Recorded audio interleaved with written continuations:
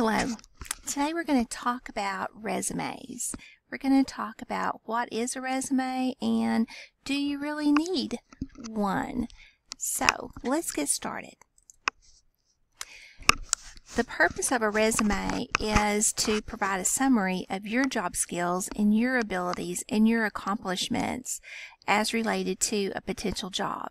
And this is for your potential employer to kind of get a quick advertisement of who you are. We call it a snapshot of you, and the purpose of this is to capture the interest of that prospective employer. And our main goal is to get you that interview, a face-to-face with that employer. Employers expect resumes. An employer does expect a resume from a potential employee. It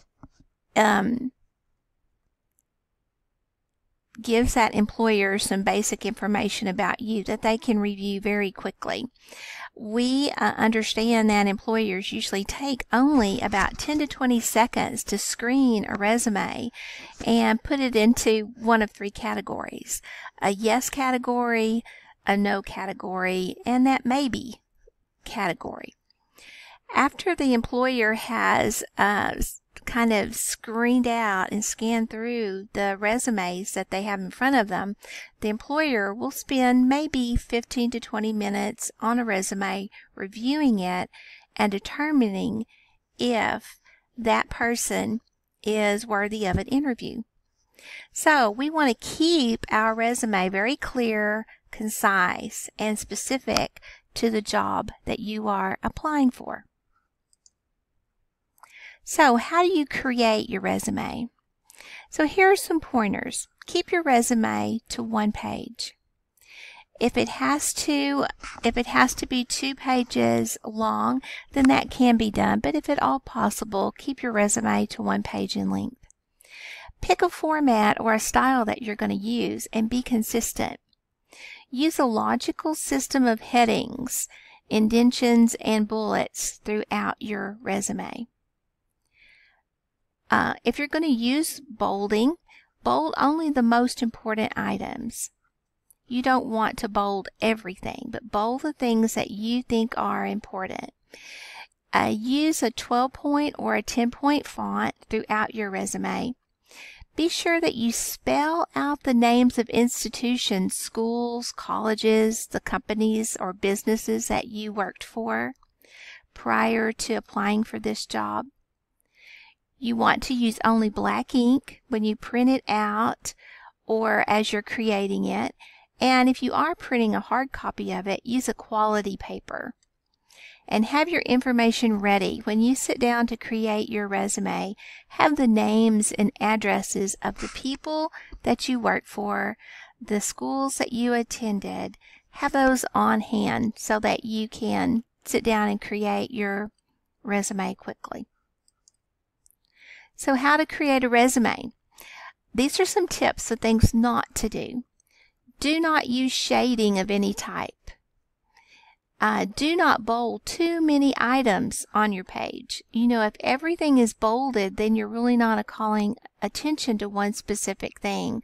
So limit the bolding to things that are very important. Do not use a fancy font.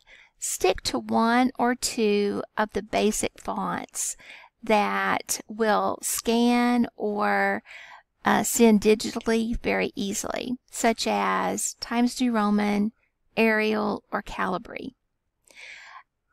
Do not use long, wordy descriptions or sentences. You can use direct phrases.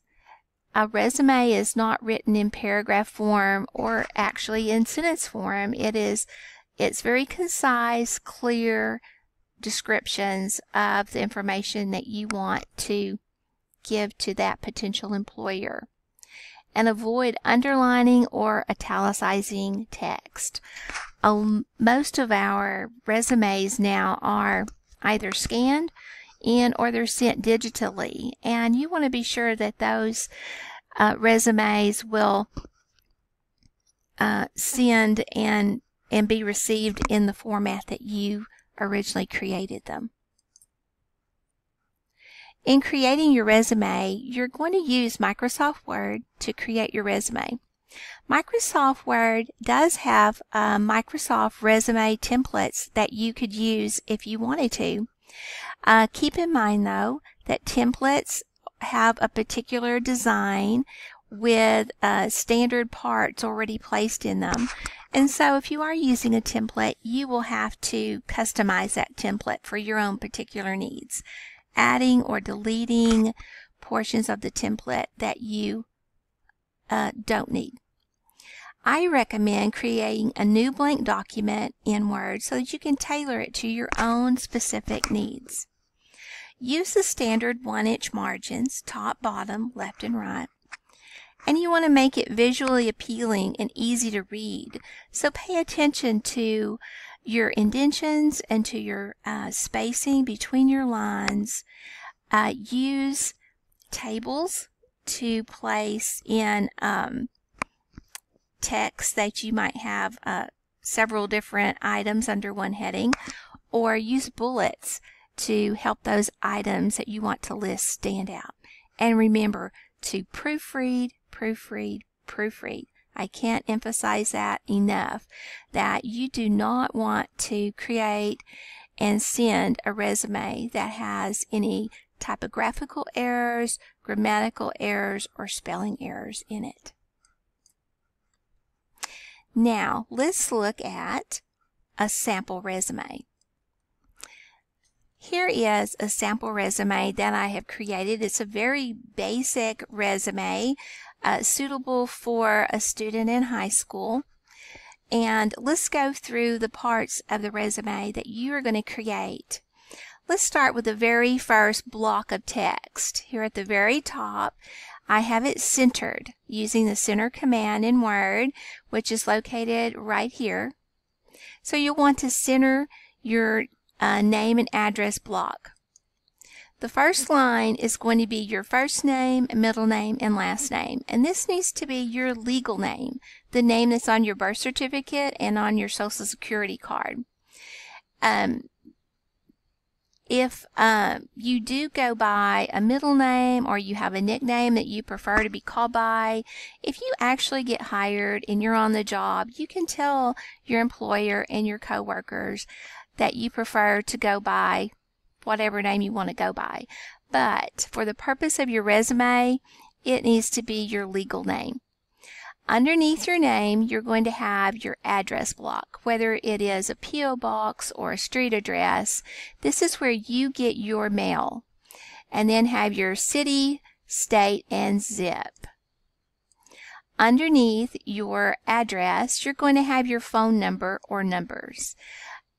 Your phone number can be your cell phone. If that is where you get most of your phone calls, it is a number where someone is always going to answer it. That should be your primary number. So your primary number is going to be where you get your phone calls regularly. You can include a secondary number, and this might be a home phone, a landline, or it could be the phone number of someone that could take messages for you during the day if you are unable to answer your phone. So your primary number is your main number, the one that you get most of your phone calls at.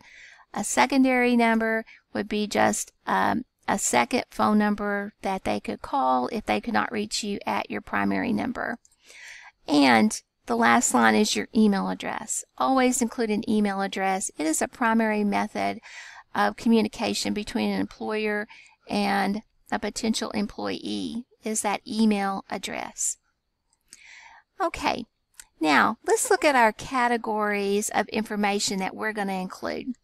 You always include an education section.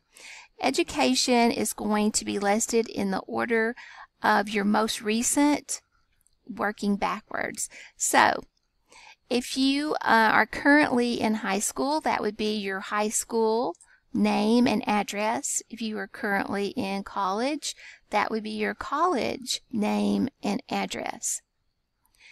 If you are out of school and in the workforce, education would be listed with the last educational institution that you attended. So give the name of your high school. You can give expected graduation date or the date of your graduation. And then underneath education, you can also include some specific classes that you took that you feel would be advantageous to the job that you are currently applying for. So in this case, we listed agriculture, computer technology, algebra 1, and family and consumer science. The second category is extracurricular activities, and this is a very important category. This is where you're going to list those things that you participated in high school or college that showed that you developed maybe leadership skills, that you developed teamwork skills with. And so our imaginary student has quite a few extracurricular activities. My first example of football, we listed football, and then the number that is in parentheses following the word football is the number of years that they participated in that extracurricular activity. So think back. What extracurricular activities have you participated in from 8th grade through 12th grade? And you can list those. Following extracurricular activities, we have awards and honors. Awards and honors is where you have the opportunity to list things that you have achieved at and received recognition for. So of course, the honor roll or principal's list or dean's list would go under this heading. Any academic awards that you received could go under this heading. For example, I included principal's list for 4 years and Algebra 1 award. Our next category is skills and abilities, and everyone has skills and abilities. So think about your skills and abilities, make a list of them, and determine what would be important to put onto your resume. Always include your computer skills. Computer skills are important in the workforce, and your employer wants to know what computer skills you possess. We listed Microsoft Office, including Word, PowerPoint, Excel, and Publisher. You might have some additional computer skills that you could list. We also included internet research, using search engines, teamwork skills, being punctual, and being a problem solver. Your skills and abilities will be particular to you, and you'll need to put a lot of thought into what your particular skills are. Work experience.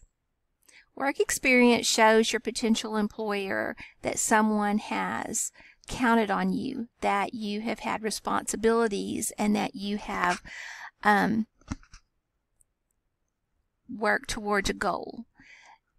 You do not have to have had an actual job working for a business in order to put down work experience. Work experience can include your volunteer activities. It can include your babysitting jobs that you have had, or if you have mowed lawns during the summers, or if you have chores that your family has you do and you don't get paid for them, but it's still your duty and your responsibility to take care of them. Those things show that you demonstrated responsibility and that someone relied upon you to carry out those jobs. And so list them, show that you were counted upon and that you had responsibilities. All right, now I hope that you're ready to go out and create your own resume, and good luck, and I hope you enjoyed the little tips about resumes. Thank you.